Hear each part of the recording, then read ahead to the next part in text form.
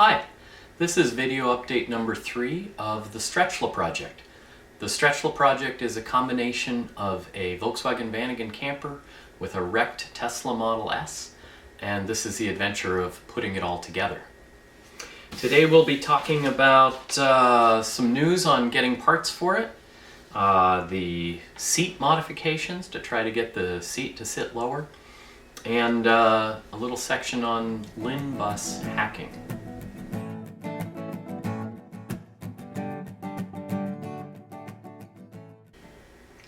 For those of you who are only watching the videos, you may not have heard that we managed to fix the steering rack. I managed to get one and repair it, and it's all working very well. Saved a good bit of money on that. It's really nice. For more details, check the text and images on my blog site. The parts acquiring. So one of the challenges has been trying to get enough parts, get the parts for this project. And I had a little bit of sticker shock at first with the parts prices of luxury cars. And honestly, in looking back on it, mostly that was the steering rack at a little over $3,000. I was able to fix that for a net cost of around $700, so that was good. And looking at the other parts, they're not so bad. Some of the parts are really less expensive than a comparable car. So in the meantime, I won a tail light on eBay that I don't know if I'll actually use it, but if I do end up putting that into the final design, it was only 30 bucks delivered, so that was pretty good. I found the wheels that I was looking for, a nice fresh set of 19-inch wheels with Michelin tires on them for the increased efficiency that those provide. It'll still be a challenge to fit all that under the Vanagon, but at least I have all fresh wheels, and I'll probably have an extra one when I'm done I can sell off as a spare. So this week I went up to Portland and visited the showroom and the service center. Had a good look again at the cutaway cars at the showroom. That was fun. Learned a few details that I didn't know about how the shutters were placed in the very front of the car, and it's a nice good image of the suspension and the structure around it without any body around it. So that was fun. And then finally got up to the service center and got to meet Emily, who's the parts department person there, and Jason, who manages the place, and Adam as well. They were all really helpful getting the parts I needed and getting them ordered. So some of the parts I ordered are the suspension parts that are broken, and I'll show those in a later update when they show up, and a bunch of small parts. But I was able to get the left air conditioning condenser and fan assembly, which, speaking of reasonable, that whole assembly that you can see here was $300 for the fan and the AC condenser, and I thought that was quite fair for what it is. While I was there, I decided to buy a new fan controller since mine was missing, and it made more sense than trying to hack one. I'm getting a little anxious to get the project actually moving. I picked up some other small parts you see here, just some hardware, some washers, and air dryer for the AC. Most of the big parts, though, of course, I had to order, and we'll just await word to see when those are coming in. I forgot to ask how long it would take. But the seat. So the seats in the Tesla are, they're really nice. They got all these automatic controls. I want to use them. But if you saw my last video update, I was a bit worried about the height of the seating position. And so, since I don't really need the passenger seat in order to test drive this, I took out the passenger seat and I weighed it. It's a little over 57 pounds. So I thought, there's a place to put it on a diet. And fortunately, most of that weight seems to be in the base, with the automatic controls that raise the nose and the back of the seat up and down, raise the whole seat, and the forward-aft controls. And those are not only most of the weight, it seems, but they're also the parts that get in the way of the suspension parts. So this being that I'll be putting it into a van, which has this more upright seating position, I don't think I'll need those. I certainly don't need the height adjustment front and rear. We'll see how that goes. But the encouraging news is that the height, the minimum height, I was seeing that Tesla seat as being pretty tall.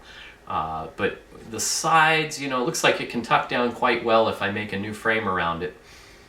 And I should be able to get the seating position as close above that strut tower as possible. And so I don't think I'll be throwing away much there. And that's encouraging. I have yet to take apart the driver's seat. I'll do that after we've test driven the car and given up on it. That probably has some feedback for the position and so on. So I think that one, to remove those adjustments, is going to take maybe a little bit of fooling of the system or something like that. But we'll figure it out along the way. The good news is, though, I don't think I'll be gaining any extra height.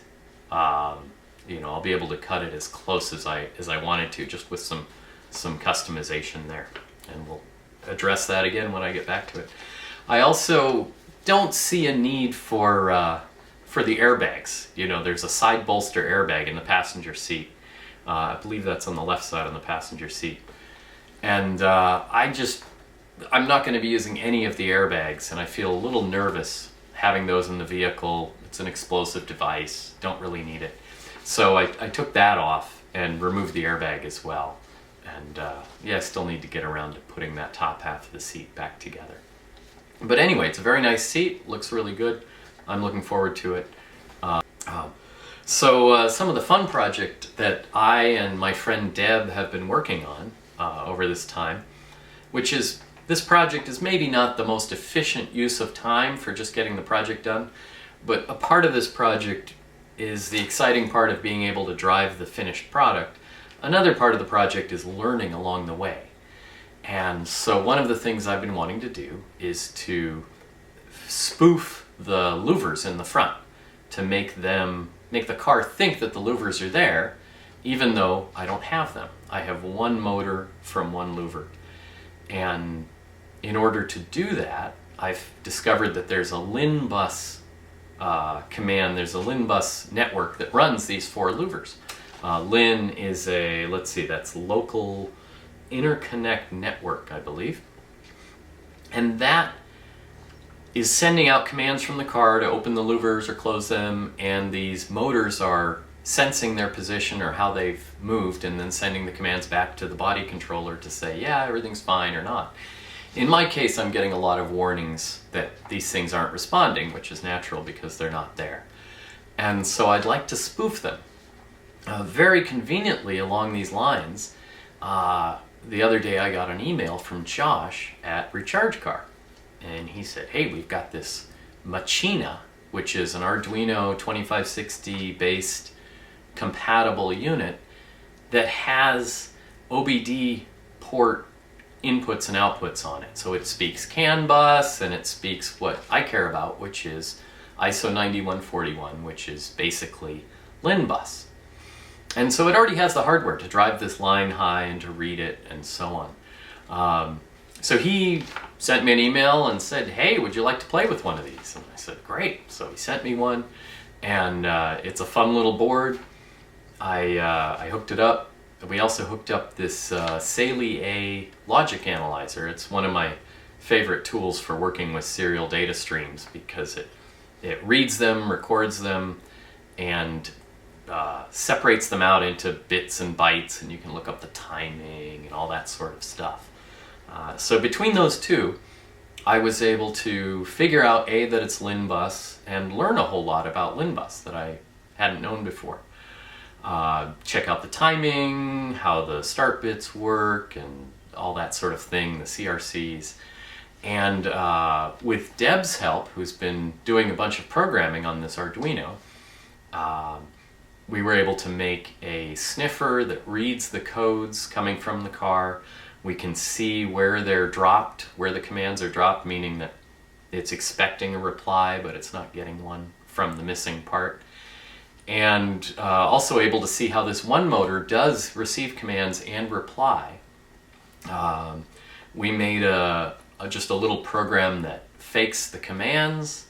So here you can see on the bench, I can hit one command and the Allen wrench, which is pretending to be a louver, I don't have the main louver part, opens up, and we hit another command and it closes, and in the meantime we can read back the responses.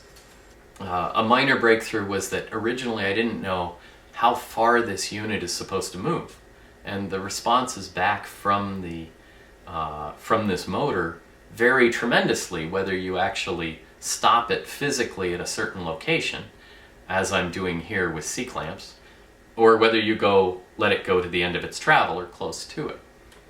So when I was up at the showroom, the Tesla showroom in Portland, I was able to take a look and actually see where this control was. I'd never seen it before because it was all broken when I got my car. And it turns out this one is the left side radiator flap, I guess they call it a louver. And I was able to see that it only moves about 45 degrees in its full travel. And so now I'll be able to see what commands this sends back when it stops at 45 degrees for the open position, for the closed position, and so on. And Deb and my goal is to then make this Macchina fake the signals so that when the car tells the right louver, let's say, to open up, the Macchina will go through a little process and send back the command saying, oh yeah, we've opened successfully, and hopefully get rid of the error codes that way. I've also bought some RC car servos, which I'll play with both for displaying the position, and then maybe in the future I'll use heavy-duty ones to move whatever louver setup I end up putting on the Vanagon. The louvers, by the way, are there for aerodynamic efficiency. When you have an open radiator and the air goes through it, it's quite a bit less efficient than a blocked off smooth surface pushing the air around the car. And so these louvers are there so that when you don't need the cooling, they close off and the car becomes more efficient. Let's see, I think we've covered everything for this update today, and I promise I'll try to do them a little more often, not let it go quite as long. And I'll catch you next time.